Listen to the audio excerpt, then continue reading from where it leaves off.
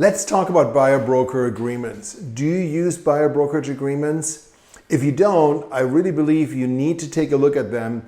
They can protect you both working with buyers as well as with tenants, as with renters.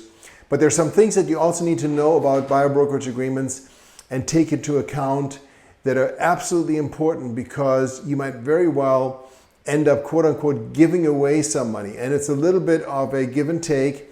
And so let me take a few moments here to go over a exclusive buyer brokerage agreement.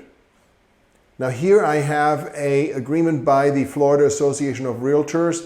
If you're in a different state, then your state association's agreement might look different. If you're with a large brokerage or a large team, they may have different agreements that were designed by their attorneys, but primarily all of the agreements have the same aspects in that the buyer is going to hire the broker to work with them exclusively to help them find a property. And quote unquote buyer is a term that will also extend to tenants. So you can use this agreement, for example, if you're working with a renter and the renter agrees to pay you 1 month rent to help them find a property. And in some markets, co-broke commissions offered by listing agents on rentals are very, very low. And the only way you can really work as a rental agent for the tenants is in using a brokerage agreement. So let's walk through this here real quick. And there are a couple of things that I'm going to point out to you that most agents are not aware of. So you start out here with the parties. Obviously the buyer is the buyer and the broker is the firm you're working with. So your name, if you're a broker yourself, or ABC Realty, whatever it may be, there's a term for the agreement here, and very much like a listing agreement. So think about it as a listing agreement for a buyer. Now here you're going to put in the type of property and location. This could be as specific as rental property, condominium, single family home, triplex, quadplex, multifamily. Location could be the entire state. It could be just a certain town or county. And then, of course, the price range, whether or not the buyer has been pre-approved or pre-qualified. It may be not applicable if it's just a rental type of engagement. And you have your standard, fair housing and so forth. Provisions, service providers. Basically, the broker does not make any guarantees. If the buyer asks for an inspector, for example, and you're making recommendation, it's buyer beware. Now here we're talking about the obligations. The buyer obviously has to bring any opportunity to the broker's attention, the broker being you and your brokerage firm. Retainer. Many agents, when I was working in the field with my team, I always charged a retainer, and that was my policy for my team. So no buyer agent on my team would be able to work with a buyer unless they executed a buyer agreement and paid a retainer. Now the retainer has to be paid to your broker. So you can't have someone write a retainer to you, and you have to negotiate with your broker how they're going to handle it, if they're going to take out a split and pay you the difference. But you can charge a retainer. Obviously, it's a common item, or it wouldn't be here in the state document.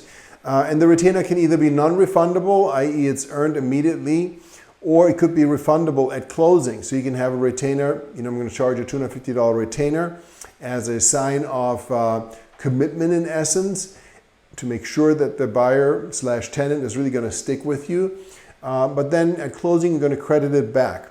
So you have the choices here. And then, very important, you have the compensation aspect here. So just as you have with a listing on the seller side, you would provide here what the compensation is that you/the broker gets paid at closing. And it could be a dollar amount or a percentage. It could also be combination of the two. So here you have a dollar amount or X percent, or a dollar amount or X percent plus dollar amount.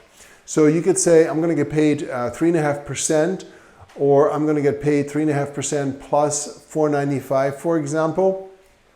A very important provision here that most agents aren't aware of is that the buyer is obligated to pay this compensation However, the buyer also gets anything that is paid to the broker. What does that mean? So that means, in essence, if the compensation negotiated here is 3.5% and the co-broke commission offered in the MLS is 2.5%, then of course the buyer would have to cover the difference. They're paying 3.5%, they're getting the 2.5% that is offered in the MLS. Likewise, if you are working with a special new home deal, for example, and many builders have escalating commission plans where you might get 5% or more on your third, fourth, fifth property that you're selling in a given time frame, or vacant land might be at 5 to 10%. As you know, commissions can be negotiated. So let's say if you have a buyer agency agreement where you provide for payment of 3%, but the co-broke commission is 5%, then you have to pay that difference to the buyer. So again, you only get paid what you negotiate. Now, the advantage of having a buyer agency agreement is, number one, the loyalty factor, but also number two, you know what you get paid. You decide what you are worth. And so if you decide that you're worth 3.5%, then that's what you will get paid. If the co-broke in the MLS is 2%, then the buyer has to pay the other 1.5%. And of course, you could ask for a seller contribution towards buyer's prepaids and closing costs and cover it that way. If the co-broke commission is 5%, then the buyer gets the additional 1.5%. And so that's how I would present it to the buyer and say, my compensation or our team's compensation is X dollars or X percent. What this means is if the co-broke commission is more than that, you will actually get that difference. I will only get this amount. Now, in the event that the co-broke commission offered by the other broker is less, then you would have to be responsible for the difference. I would let you know when we write the offer so you're aware of that. And as a just common practice, we would always ask the seller for a contribution towards your closing costs and prepaids simply to keep your cash to close low. And so again, that would be covered ultimately by the seller, but you want to make sure you explain that. And here is the important verbiage in here. Buyer will be responsible for paying broker the amount specified below. Okay, so that means the buyer has to pay the broker. If there's no compensation paid through the MLS, if there's a $100 co-broke, if it's a FSBO, the buyer has to pay the compensation, but will be credited with any amount which broker receives from a seller or real estate licensee who is working with a seller. Okay, so that means that you will only receive that amount given. Now, I mentioned that you can use it for leases as well. So here you have the compensation for a purchase or an exchange. An exchange could be a direct exchange. Sometimes investors do direct property exchanges in a 1031 without even going through intermediary.